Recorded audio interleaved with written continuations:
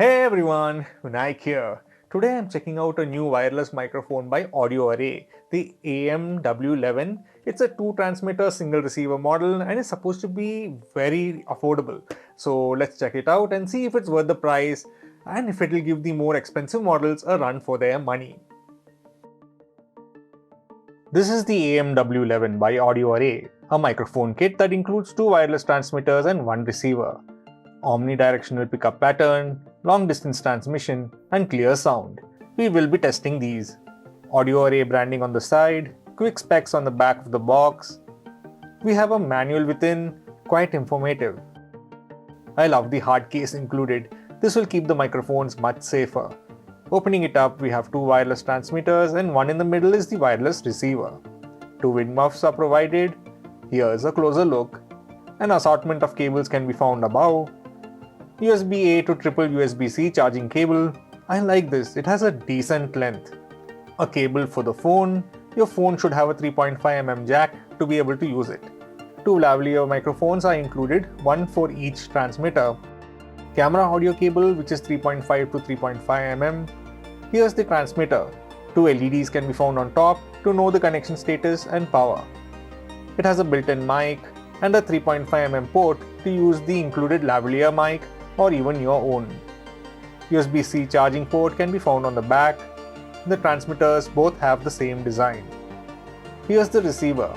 We have the Audio Array logo on top, USB-C charging port on the back, output and headphone jack.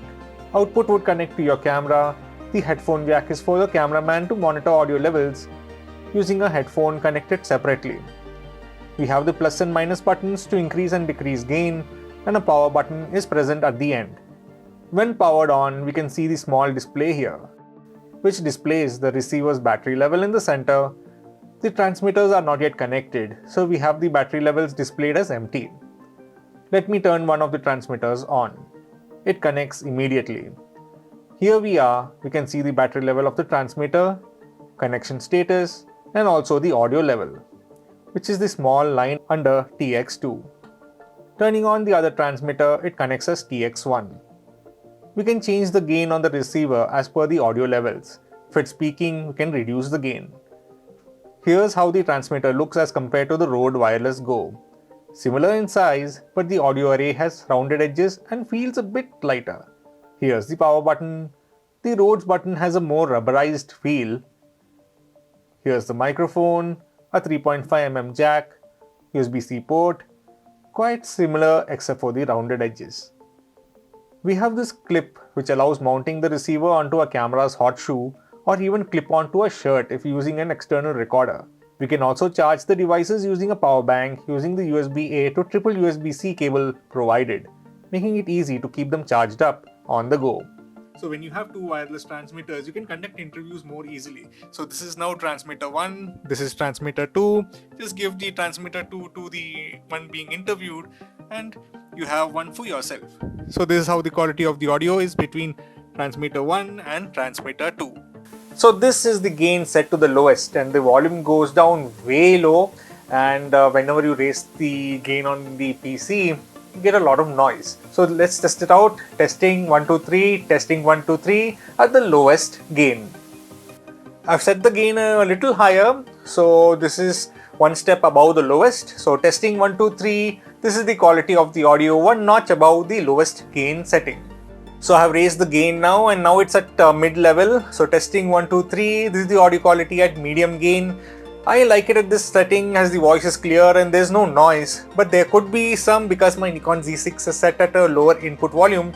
Make sure to check the audio levels before recording. Now let's raise it to the highest.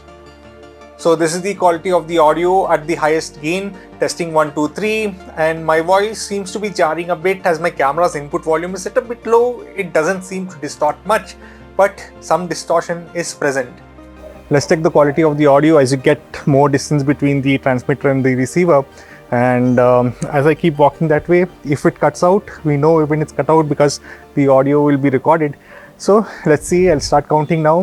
1 2 3 4 5 6 7 8 9 10 11 12 13 14 15, 16, 17, 18, 19, 20, 21, 22, 23, 24, 25.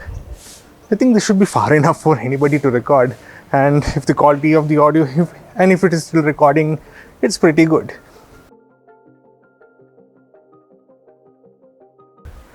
The audio gain is set to medium for this camera specifically, but if it was on the Nikon, it would have been set lower, and it should be sounding pretty good. I was quite excited in trying out this microphone kit as it costs considerably lower than other brands and provides the same audio features. This audio is also being recorded using the audio array, and I played with the gain a little, so there is more depth in sound. And distance wise, it worked almost 200 feet away when in line of sight. Sound quality is really good. I did add an EQ and also noise reduction as my room is a bit noisy. I like the display on the receiver, which displays the battery levels of the receiver and also the transmitters. We can also monitor the gain to set the cameras up for best quality. So how are you liking the audio quality at present? Does it sound good? Make sure to comment below. So that was the video. Make sure to like, subscribe, and also hit the notification bell to be notified when new videos are added. Thank you for watching and see you all next time.